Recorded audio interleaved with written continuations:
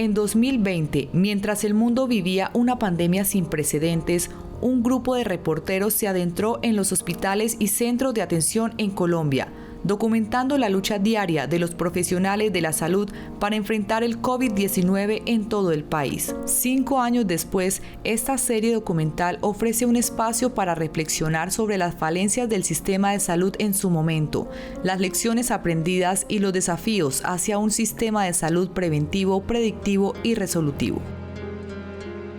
Durante la pandemia, cuando el país vivía su mayor incertidumbre ante un virus desconocido, miles de profesionales de la salud sostuvieron la vida de quienes enfermaron. Su vocación fue más fuerte que el miedo y aún en medio de la precariedad y la falta de garantías, se mantuvieron firmes. Sobre su entrega se levantó la resistencia de toda una nación. Soy Luisa Fernanda Borges y les doy la bienvenida a Héroes en Pandemia, una producción de RTVC, el Sistema de Medios Públicos de Colombia, a través de Señal Colombia, la señal de la gente.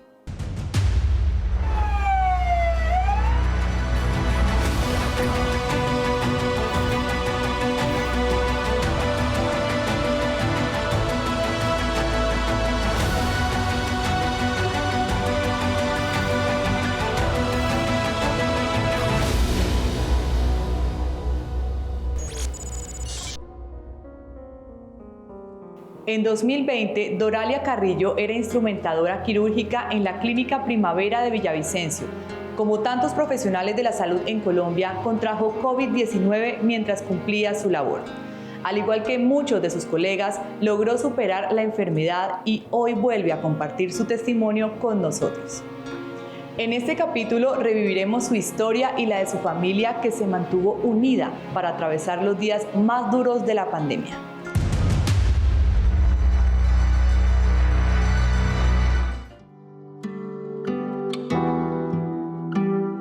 Yo soy enfermera jefe de quirófanos, de salas de cirugía. Básicamente lo que hacemos, la jefe lo que hace ahí por turno es organizar los quirófanos, las urgencias que hay, el personal a cargo, pues indirectamente es la organización pues de los anestesiólogos, de las instrumentadoras, de las auxiliares, de los pacientes como tal. Es más de coordinación en caso de una urgencia, de un código, pues la jefe tiene que estar ahí presente también.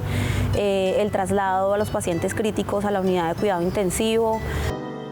Se toman todos los protocolos, pero pues hemos ido trabajando sobre la marcha, hemos ido aprendiendo sobre la marcha, ninguna institución estaba preparada para esto y pues en un descuido hubo un brote en la clínica, fuimos muchos los profesionales que dimos positivos y pues en esas di yo. A pesar de tomar todos los protocolos para llegar a mi casa, porque yo llego, dejo zapatos afuera, me baño, pues llega el virus a mi casa. Pero realmente eran molestias muy suaves. Pero entonces el 25 ya me empiezan los dolores más fuertes, que no podía levantarme casi de la cama ni nada, y a los 2 días empieza mi esposo de una con fiebre. Eran más fuertes los síntomas que tenía él que los que tenía yo. Y pues a pesar de que yo me sentía súper mal, de que me dolía también el cuerpo, de que el dolor de cabeza era terrible, da mareos, da vértigo, pues yo solamente a Dios le pedí esas fuerzas y fue Dios el que me dio esas fuerzas para seguir en la cabeza del hogar. Entonces es la angustia porque mi hija menor es asmática, entonces nos daba mucho susto que ella se me fuera a enfermar gravemente. Entonces de una uno dice, Dios mío, o sea, vale la pena que yo trabaje, que me arriesgue, que arriesgue mi familia. Realmente uno piensa en renunciar cuando empieza toda la pandemia, pero pues sale también la medida del gobierno de que si los trabajadores de la salud empiezan a renunciar, nos van a castigar con la cancelación de la tarjeta profesional. Entonces uno dice, ¿qué hago? Sigo trabajando porque igual soy un ciudadano normal, este es mi trabajo, pero aparte de eso es la vocación. ¿Vale la pena arriesgar mi familia? Empiezo a sentirme culpable también de ver que mi esposo está enfermo, que mi hija está empezando a tener síntomas, que yo estoy enferma, que hemos visto compañeros que han fallecido. Entonces uno dice, ¿vale la pena que uno arriesgue su vida y arriesgue su familia por la profesión? Mi esposo, desde que empezó con los síntomas, empezó con fiebre, con tos, él es asmático. Mis síntomas también eran fuertes, pero pues yo no tenía tanta tos, no tenía síntomas tan marcados y tan fuertes como él. Pero empezamos entonces como a llevar esa situación de que yo estaba enferma, él también, las niñas, una de ellas empezó a tener síntomas y pues uno piensa en que no va a empeorar, ¿no? En que cuándo se van a acabar los 14 días de la enfermedad, en que ya vamos a empezar a mejorar. Por más que nos protegimos, resultamos contagiados. Un virus que no pensábamos, siempre lo veíamos lejos, pero pues que a través de mi esposa, que está en la primera línea de batalla contra él, pues pensamos y creíamos que en algún momento nos iba a tocar. Pero cuando ya estamos ahí metidos, ya sabemos que el virus está en nuestro cuerpo, ahí es donde empezamos a ver la gravedad del asunto. Y pues todo se va empeorando, uno no cree que va a empeorar. Yo empecé a manejarlo acá en casa porque pues él estaba peor que yo, entonces pidiéndole a Dios mucha fortaleza para poder tener esos alientos, porque la mamá es la mamá de la casa, además que tengo la responsabilidad de ser la enfermera, entonces es quien cuida, ¿cierto? Y pidiéndole mucha fortaleza a Dios para poder cuidarlos. Mi esposo empieza a tener dificultad respiratoria, empieza a desaturarse, la EPS lo había incluido en un programa especial por tener su comorbilidad, por ser asmático. Vino la doctora acá y dijo, yo creo que lo mejor es hospitalizarlo. Obviamente uno se niega, uno sabe que si lo vamos a hospitalizar no va a poder tener visitas, yo no voy a poder ir a verlo. Lo canalicé, le inicié el antibiótico en la vena, pedí una bala de oxígeno, empezamos el oxígeno acá en casa, todo el tiempo estaba monitoreando la saturación de oxígeno. Pero ya llega un momento de desesperación, que el virus lo lleva a uno a tener episodios de ahogo muy graves, y que a pesar de que mi esposa me supo manejar un tiempo acá en la casa, ya no aguanté más, ya no podía respirar con un oxígeno que tenía acá, ya necesitaba más litros de oxígeno. Y eso nos llevó a solicitar el servicio médico para hacerme trasladado a una clínica. Cuando caminé hacia la ambulancia y vi hacia atrás que estaba dejando a mi esposa, a mis 2 hijas y mi casa, empecé a ver que estaba perdiendo mucho por culpa de un virus. Llega muy mal a la clínica, llegó saturando muy bajito, realmente él llegó para intubar, pero pues por milagro de Dios, dice él, yo tomé mi último aliento y caí, cerré los ojos y me encomendé a Dios y escuchaba que me iban a intubar. Tiene uno a veces decaídas, porque hay momentos de que tú ya no quieres más, o sea, ya te sientes muy cansado de procedimientos, de chuzones, de líquidos, de medicamentos, y ver que no se puede uno mover. Es en ese momento en que uno dice, quiero renunciar, pero también es ese momento cuando uno necesita de la ayuda de los demás, una oración por uno, esa fe que uno tiene por su Dios, lo llevan a uno a recapacitar y a decir, yo puedo más, yo tengo más para dar. Mi mamá venía teniendo unos episodios de una enfermedad, pero al ella enterarse de que yo estaba en una UCI, ella se preocupó demasiado. A ella se agrava y la internan en la misma clínica donde yo estaba, en la misma UCI donde yo estaba. Y pues de esto yo me enteré hasta que salí de la clínica. Terrible, parecía una película de terror, porque mi esposo estaba en la UCI respiratoria, mi suegra estaba en la UCI polivalente, se llama esa UCI los pacientes que no están respiratorios. Yo estaba positiva acá, aislada en mi casa. ¿Qué va a decir mi esposo? ¿Cómo se va a sentir cuando sepa que su mamá está mal y que él está ahí también? Yo traje la enfermedad a la casa, mi esposo está mal y la preocupación tiene enferma a mi suegra. Es una culpabilidad horrible, horrible. Él siempre preguntaba por su mamá y tener que mentirle y decirle, está bien, amor, ella está en la casa, está bien. Me sentía terrible de tener que decirle mentiras, pero yo sabía que estaba en juego la vida de él.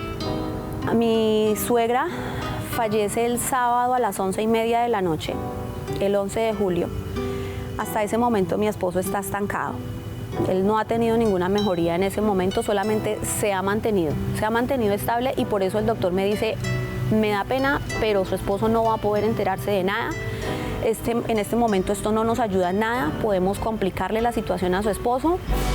Y el domingo le toman los gases arteriales a mi esposo y tuvo un avance, una cosa milagrosa, que yo digo, yo creo que fue un sacrificio de madre y estoy segura porque una madre quiere lo mejor para sus hijos. Yo creo que dijo ella en medio de su amor, mi hijo necesita vivir, mis nietas lo necesitan todavía, era una abuela súper amorosa. Mi hijo necesita vivir. Yo creo que ella hizo un trueque con Dios y le dijo, yo te entrego lo que me queda de vida y la doy por mi hijo. Yo estoy segura que eso fue lo que pasó. Ya cuando salgo de la clínica y me cuentan, pues lo tomo con tranquilidad porque encuentro un sentido a que ese milagro que ocurre cuando uno nace de una mujer, uno empieza a respirar cuando lo desprenden de esa mujer. Ese es el primer milagro. Y ya el segundo milagro que viví es que mi mamá prácticamente estuvo al lado mío, dio la vida, la ofreció y creo que en ese momento estoy respirando de nuevo por ella. Uno se hace ese juicio y uno dice, yo me cuidaba, mis hijas no salían, pero ella nos trajo el virus. Pero entonces no es darle ahorita ya la culpabilidad a ella y ya ver que pues Dios le dio a uno esa segunda oportunidad, ese milagro de vida, pues ya entrar a juzgar, pues así como lo perdonan a uno, pues uno debe también de perdonar. Entonces esa culpabilidad yo sé que no recae sobre ella, puede recaer en otras personas, pero igual aprovechar la oportunidad, perdonar y seguir adelante. Después de haber pasado todo esto, me siento más comprometida. Siento que todo ese servicio que le dieron a mi esposo, yo también tengo que retribuirlo a los demás pacientes y eso creo que me hizo aún más humana. Y la gente puede estar tranquila de que los profesionales damos todo de nosotros para que los pacientes se mejoren. Si a mí me ofrecieran cambiar de carrera, no lo haría. No lo haría porque amo mi profesión, es lo que sé hacer. Soy enfermera en mi hogar, con mi familia, con mis vecinos si necesitan algo. O sea, siempre estoy presta a ayudarles por teléfono. Y así somos todos los que trabajamos en servicios de salud. Jenny Tejera Brochero era auxiliar de enfermería y como más de 104.000 profesionales de la salud, se contagió del virus mientras cumplía su labor. Hoy, quienes la llevan en el corazón no recuerdan solo su ausencia, evocan la fuerza silenciosa que la impulsaba día y noche a seguir trabajando en el momento más crítico de la pandemia para el país y el mundo.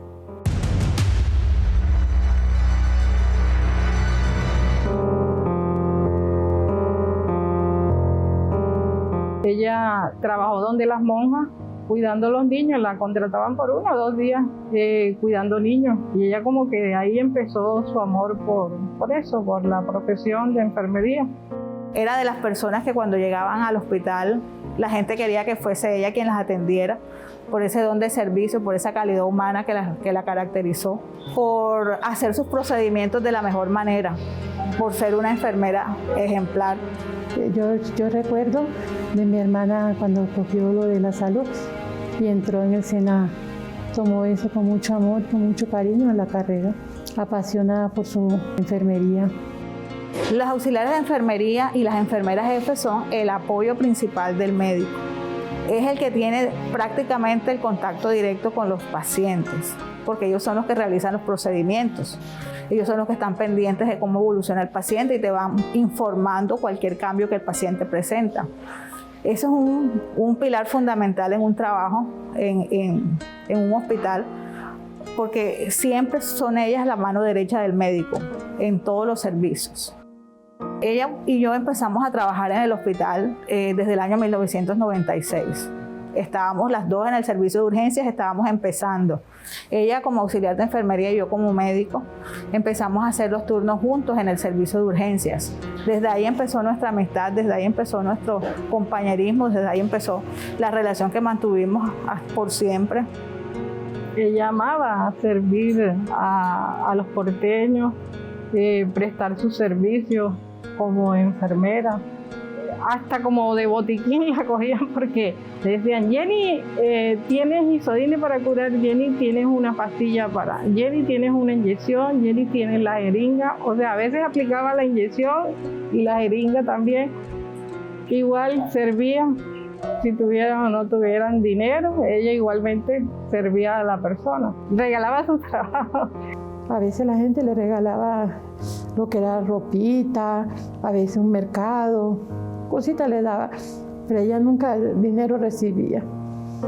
Y justo cuando estaba en la pandemia, yo traté de ayudar a lo más que pude, porque sé que el hospital pagaba muy tarde. Bueno, ella prácticamente tenía turnos, era corrido, un descanso. Y hay veces que le colocaban corrido. Y yo, Jenny, pero estás matando prácticamente. Hay veces que decía, no, es que lo voy a hacer porque mi compañero no puede, está incapacitado, entonces me toca cubrirle. Y ella era feliz allá. Ese era su hijo. Y el hospital era su hijo. Yo siempre sentí con ella ese respaldo. Cuando uno está trabajando en urgencias, que uno siempre busca una persona en quien apoyarse. Ella fue una de las personas con la que uno se sentía seguro cuando estaba trabajando. Era una de las personas que uno sentía que podía sacar adelante la atención de un paciente que estuviera complicado, porque ella tenía mucha experiencia. Entonces los turnos con ella eran con gran seguridad, porque sabíamos que estábamos bien respaldados y sabíamos que ella siempre iba a estar haciendo lo mejor de sí. Yo casi siempre le preguntaba, ¿cómo estuvo el turno? Y ella me decía, hubo pacientes que posiblemente tenían eso, pero eso era algo confidencial. O sea, ella me lo decía a mí y ella no podía decir nada de eso. Yo le decía, Jenny, pero ese paciente no, lo mandan para la casa y le dan acetaminofén. Yo decía, pero ¿cómo? Cada compañero le tocó comprar su respectivo equipo de protección. Incluía un overall, un tapaboca y una máscara. Las EPS, las ARL no los dieron, ni el hospital tampoco. Ni ella misma creo que supo cómo se contagió. No tuvimos tiempo, o sea, eso fue tan... Aunque ella en las mañanas se levantaba con dolencias, digo yo normal dentro de su diabetes, pero ya esas dolencias eran diferentes. Ella como que no captó o cayó, no sé. Saco deducciones, posiblemente era el COVID porque eran las dolencias. Cuando estuvo en Puerto Colombia le supliqué a la jefe de allí que la mandara a un hospital, al mejor clínica o hospital allá en Barranquilla. Le dije, mándela, no la vaya a mandar para donde sea una clínica del olvido. Tengo un video donde ella, veo que la sacan bien. En cada momento veo ese video, me parte el alma. Cuando estuvo hospitalizada, hasta Roma, y todo el mundo estaba rezando por ella. Los primeros días nos dijeron, la paciente está evolucionando, está asimilando el tratamiento. Nosotros, ay, gracias al Señor, nos sentíamos confiados porque estaba asimilando el tratamiento. Pero llega el martes y nos llaman a mi sobrina Maritza y le dicen, bueno, queremos comunicarles que la paciente no está reaccionando como creíamos, tenemos que entubarla. A las 6 de la mañana me dijeron que Jenny había amanecido mejor, que amaneció bien, que está estable, y ahora dicen que ya está muerta. Yo no entendía, es que yo no entendía. Me llaman y me dicen familiar de la paciente Jenny Tejera, y yo digo, sí, queremos informarle que la paciente tuvo una recaída, tratamos de reanimarla, pero no salió. Yo todavía no siento que mi hermana está muerta. Mis hermanas me preguntaron que si iba a ir a vacaciones. Yo pienso que ella está todavía ya esperándome. Fue una persona que batalló para sacar adelante a su hijo, que fue el amor de su vida, que fue la persona que siempre la motivó a ella a ser cada día mejor. Bueno, yo sé que ella está en el cielo y yo sé que ella ya no me va a poder escuchar, pero sí, cuando estuvo en vida yo le dije lo mucho y lo importante que era para mí y le demostré mi cariño en vida.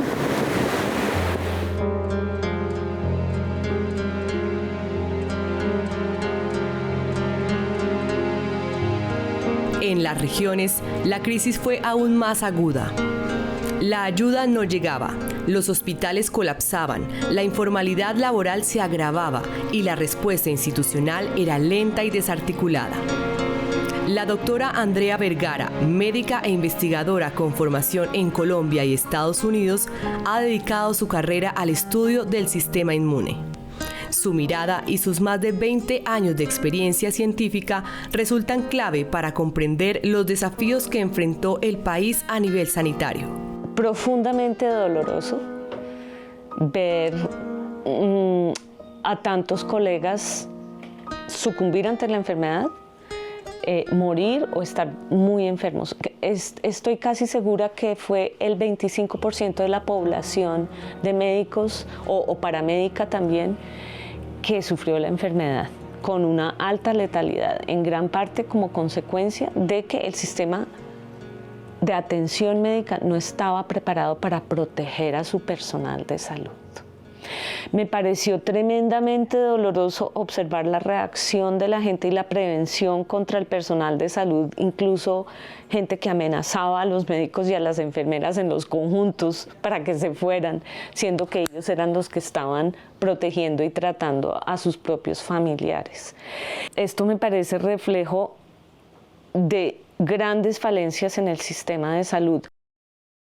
Los abuelos indígenas en todas las comunidades más remotas nos hace reflexionar sobre la falta de la presencia del Estado, de un sistema de salud robusto con programas de prevención enfocados en la salud preventiva que hubiera podido disminuir enormemente esa situación de la muerte de todos, de esa pérdida cultural tan tremenda que tuvimos al perder todos esos abuelos de las comunidades indígenas. Pero no solo eso, la crisis también nos mostró que el sistema de salud tiene grandes disparidades socioeconómicas, porque fueron las comunidades menos favorecidas y más aisladas las que estuvieron más profundamente afectadas. Otra cosa impresionante fue que, claro, el sistema de salud se enfocó en comprar más respiradores, en aumentar las camas en las unidades de cuidados intensivos, en conseguir las vacunas, en aumentar la capacidad diagnóstica. Todos esos eran pasos muy necesarios, pero que se descuidó. Toda la demás población con enfermedades crónicas, enfermedades cardiovasculares, personas que necesitaban cirugías, el sistema colapsó porque nos enfocamos en la atención de una demografía y se descuidó completamente. O sea, hubo un colapso en cuanto a la atención médica a todo nivel. Pero ¿quién lo sufrió más? Pues las comunidades que son más propensas a sufrir de enfermedades crónicas. Y desafortunadamente eso todo siempre coincide en los estratos socioeconómicos más bajos. También indica falta de la presencia del Estado en esos estratos. ¿Y qué pasa? Que las personas con enfermedades crónicas cardiovasculares, diabetes, enfermedad renal crónica, eran las personas más vulnerables y eran las que iban a presentar los casos de COVID más severos. La severidad es directamente proporcional a la morbilidad preexistente. Si tú no tienes un sistema de salud robusto, gubernamental, que tenga planes de prevención con campañas de educación en alimentación, en ejercicio, en prevención de enfermedades infecciosas, lo básico, si eso no está ahí, entonces hay una gran incidencia de enfermedades crónicas que vulneraliza a la población y a la población que ya es más vulnerable porque tienen menos acceso a la atención en salud. Lo vivido por Doralia, por Yenit y por miles de trabajadores de la salud no puede repetirse. Es momento de dejar atrás las soluciones parciales y construir un sistema que prevenga, proteja y cuide. Cada semana traemos para ustedes una nueva historia de héroes médicos, un encuentro que nos enfrenta al pasado, al presente y al futuro, de quienes lo dieron todo para salvar nuestras vidas.